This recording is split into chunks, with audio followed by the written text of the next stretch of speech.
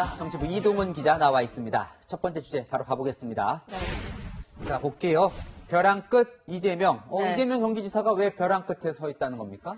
이재명 지사하면 당당하고 추진력 있는 이미지가 떠오르는데요. 그런데 요즘 달라졌습니다. 이재명은!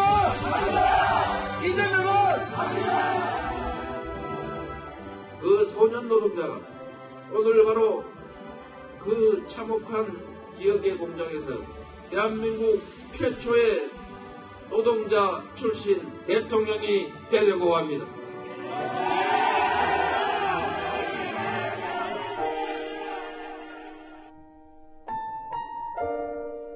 세상이 달리 보이긴 하죠.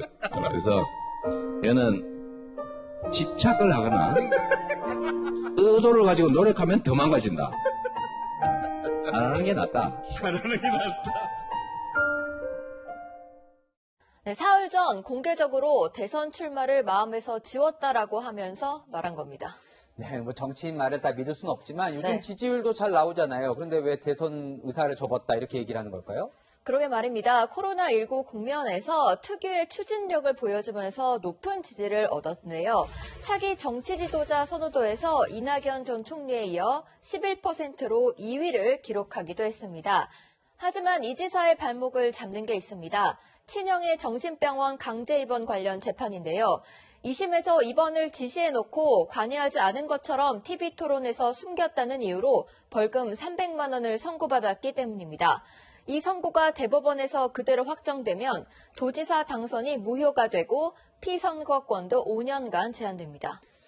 그러니까 대선이 2년 남았는데 피선거권이 5년이 제한이 된다. 그럼 이제 대선에도 출마를 못하고 이 도지사도 그만둬야 되는 거군요. 네, 이 지사 속이 까맣게 타들어갈 수밖에 없는데요.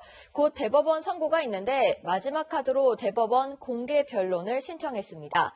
공개 변론은 법적 쟁점이 많고 사회적 이슈가 되는 사안에 대해 전문가 의견을 청취하는 겁니다.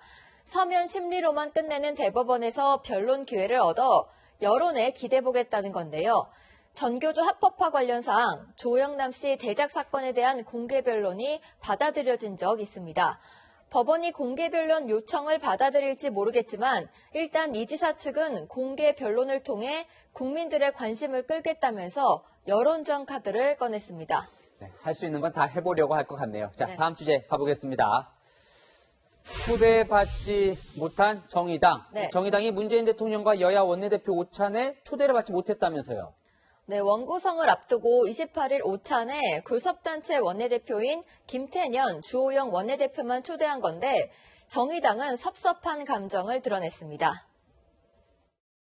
교섭단체만 먼저 청와대 자리를 갖는다라고 하는 것은 21대 국회를 보다 더 협치의 국회, 또 생산적인 국회로 만드는 부분에 있어서는 정의당 입장에서 약간 실망스럽다는.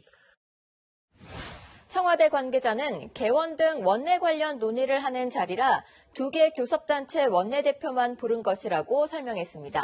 청와대는 저렇게 설명해도 이 정의당 입장에서는 서운할 만도 한 게 그동안 이 정당 대표와 문재인 대통령 만나는 자리에 거의 빠진 적이 없잖아요.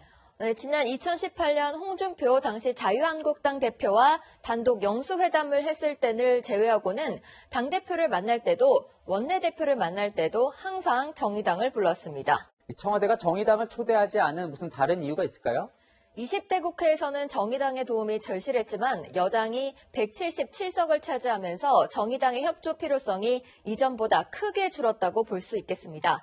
차라리 그 시간에 제1야당과의 협력에 힘을 쏟겠다. 이런 속내가 있지 않을까 생각이 듭니다. 새롭게 임명된 장혜영 정의당 혁신위원장이 정의롭다는 게 뭔지부터 재규정하겠다고 했는데 21대 국회 정의당 그래도 기대해 보겠습니다. 지금까지 여랑야랑이었습니다.